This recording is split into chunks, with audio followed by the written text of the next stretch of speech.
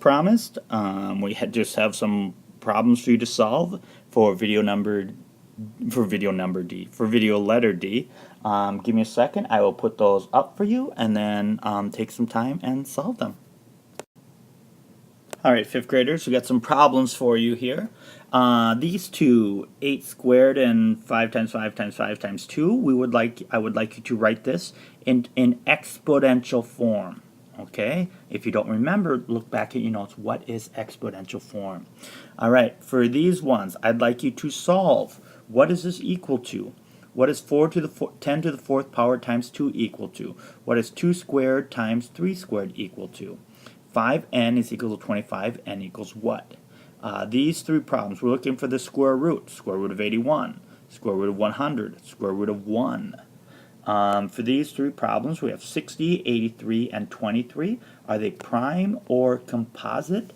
And then finally, we're looking for prime factorization. Take 30 and put it into prime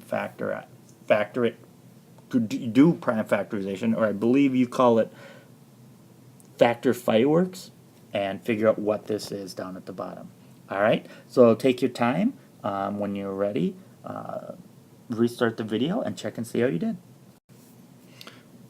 Alright, here we go. Remember, these first two, we wanted you to write this in exponential form. So 8 squared, that first is 8, and that's our base. And squared means times 2. We have 5 times 5 times 5 times 2. So now generally when we write these, we put the lowest number, the smallest value first, the least value times, and then we have 5 3 times, so our base is 5, and our exponent is 3, 5 to the 3rd power. Okay, we're solving this 10 to the 4th power times 2, which means this is, and I'm just going to write it over here, 10 times 10 times 10 times 10 times 2. 10 times 10 is 100. 100. Let's not forget the 2. This is 1 times 2. So that's going to be 2,000. Alright. Wait. Oh, I forgot a 0. That should be 20,000. Sorry, I got a little ahead of myself. Alright, so here we have, let's switch colors again, just so we have 2 to the squared power, 2 squared times 3 squared. So we're going to take 2 times 2 times 3 times 3. 2 times 2 is 4, times 3 times 3 is 9. 4 times 9 is going to give us 36. Okay, 5 to the n power equals 25, which means 5 times itself how many times is going to give us 25? Well, 5 times 5 is 25. 5 times 5 times 5, or 5 to the 3rd power, is going to give us 125. So it's 5 squared, so n equals 2. Let's switch colors just because we can.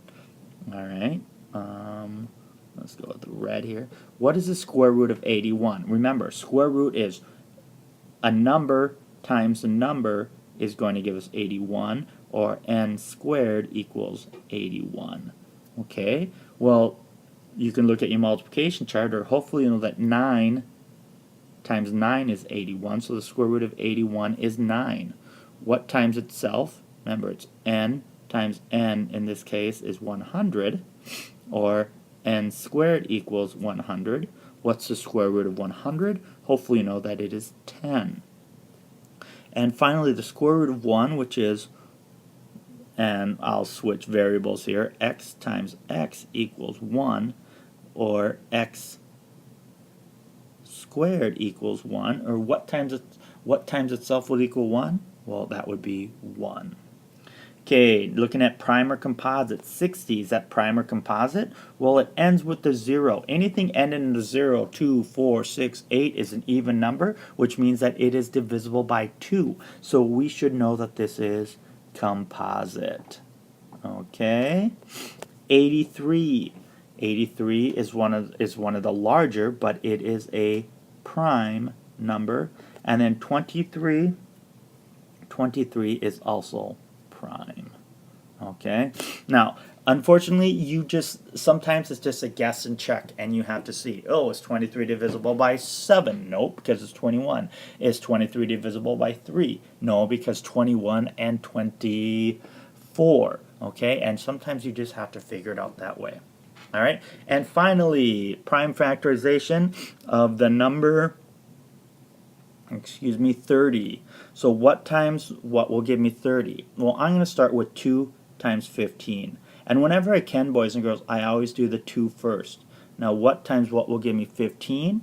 Well, 3 times 5.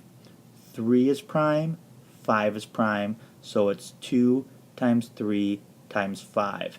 Now, one of the things that is very important to me is that when we write these, we always write it in lowest value to greatest value. Okay, so it's 2, 3, 5, small to large.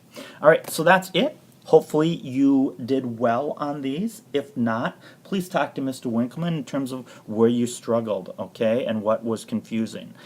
I think a lot of this was review, but just in case, if you have problems, you should talk to Mr. Winkleman, okay? And again, let's reflect back on our question for today. What is prime factorization?